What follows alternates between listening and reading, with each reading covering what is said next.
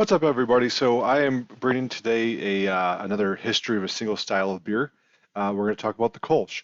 It is one of my favorite, more simplistic beers because it's pretty simple to brew, pretty simple for tasting.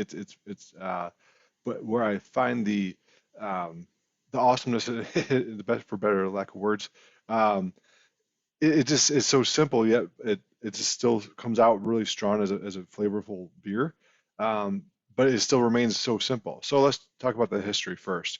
um, First, it's only allowed to, by German standards, allowed to be called a Kolsch. It was brewed in it's to me in my American English, it looks like it says Cologne, but I think it's called Köln. Could be a little wrong there, but that's okay. But they decided to brew a top fermenting beer, aka an ale, versus all the rage of Germany was brewing lagers. No one really knows why, if they wanted to just be different or they just wanted to have a different way to brew beer, or maybe it was lack of refrigeration, sort of, or caves to lager beers, but no one really knows exactly why. But it is based on a town rule or law that it has to be brewed like that. Um, it is relatively new as far as the style goes. They were brewing ales only for a long time in that city, but the name Kolsch came from the last under 100 years or so.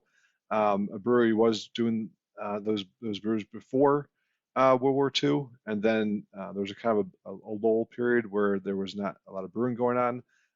After World War II, a lot of redoing of the country probably, but eventually it they kept it going. Um, it's kind of the short history of of the Kolsch and where it came from and stuff like that. Um, but it is a pretty easy brew to do. So what you're going to probably do is use either a Pilsner malt. You could use two row. I highly recommend sticking with just a single malt for this brew. You can do maybe some Vienna or Munich. I would keep it less than 5% of the total grain bill for that one though. As far as your hops, Hallertau, Tettnang, you can even use uh, Fuggles, I forget which one it's called. Um, Even Liberty or Williamette. There's something real soft and low alpha acid, of course. As far as drinking it, you're going to see typically between 3.5% and 5%. It is a versatile beer where you could add some fruits to it, though, of course, just like you would add like a fruit to a wheat beer, possibly. It is nice and refreshing. I've even seen a few different, or a couple different coffee variations to that beer as well, and that's also really excellent. It's probably ruined. The Germans would probably be a little bit mad about that variation to the style, but it is also really good. Um, I've brewed them before up closer to 6%, and I had a joke with the homebrew store about that and how that was out of the style guidelines. I don't care because to me, craft beer is going outside those style guidelines to be a little bit different, and not staying with two style as some brewers like to call it. I went to about 6%. It was still a darn good beer. So it still tastes just like a Kolsch, but expect a nice, refreshing, balanced. So you're gonna get the malt taste in there, but it won't be over powerful or something like that. You can change that, like I said, with your um, adding some Vienna or Munich sort of thing.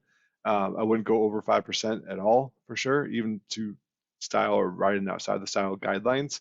But you're gonna have some, I guess, delicate sort of fruit, sort of and Pilsner smells to it. In this, low hop, of course, with the noble hop category.